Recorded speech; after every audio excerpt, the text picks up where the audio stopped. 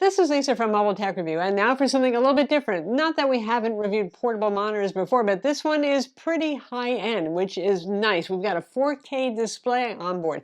It's a touchscreen as well. It's quite bright. It has full Adobe RGB coverage, so this targets content creators clearly. And there's also a full HD version for those who want to spend a little bit less and don't need all that. And if you've got a console, latest gen PlayStation 5 or Xbox Series X, and your family has kicked you out of the living room because they want to watch TV, and you want to still game in 4K glory, well, this is still worth a look too. We're going to look at it now. All right, so who makes it and what are the deets? It's made by a company called Desklab, and it's been out for almost a year now. This is a 4K display, full UHD. It is available, like I said, in the full HD resolution instead if you don't need the higher resolution, and that one would be $100 less. It is a touchscreen display too, a bit less common in portable monitors, though you do see it. It's glossy as a result, but it's not that glary, so I'm not going to complain about it, and it does make it look quite pretty. Subjectively, the first time I plugged this thing in, I was like, wow, I wish my laptop display looked this good. So it's got full Adobe RGB coverage. This is something that's important to content creators typically. You have almost full P3 coverage as well, which is more for content consumption. So thumbs up on that. So for those of you who need a portable monitor, you're, say, a photographer out in the field and you want to look at your photos, this would be obviously a very nice choice, particularly if you're using a laptop on the go that doesn't have quite such a good display, or you don't want to use the laptop at all. Maybe you want to plug it directly into the camera. But if for those of you who want to use it with a laptop, absolutely no problem here. You can use it with any Windows laptop, Linux laptop. It's just a monitor. You just plug it in.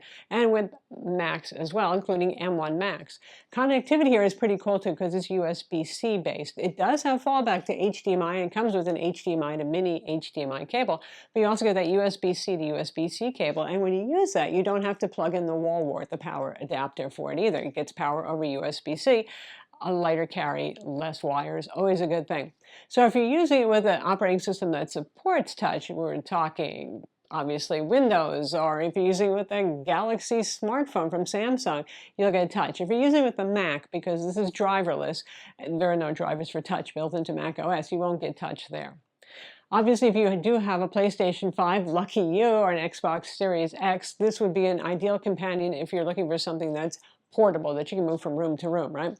Because you've got that 4K support. Now, it's 60 hertz, not 120 hertz if you really want to push the envelope there, but hey, for something that's portable, that's fine too. And of course, it works with the Switch because it supports HDMI as well. The monitor has speakers. Yeah, they're kind of tinny. Obviously, it's better than nothing if you're using an Xbox or a PlayStation with it, but if you're using a laptop, probably the laptop speakers will be better sounding. Now, if you do use HDMI, keep in mind you will use the included power adapter.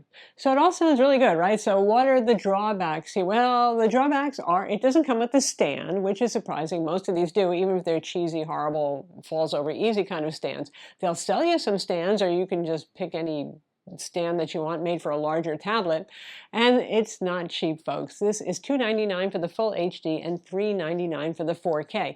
Given the quality of this in terms of the build and the display and the USB-C connectivity that doesn't require power outlet, I would say it's a fair price for it, but obviously it's going to be for those who need and are willing to pay for these features. I'm Lisa from Mobile Tech Review. Be sure to subscribe to our YouTube channel for more cool tech videos, and thumbs up if you like this vid.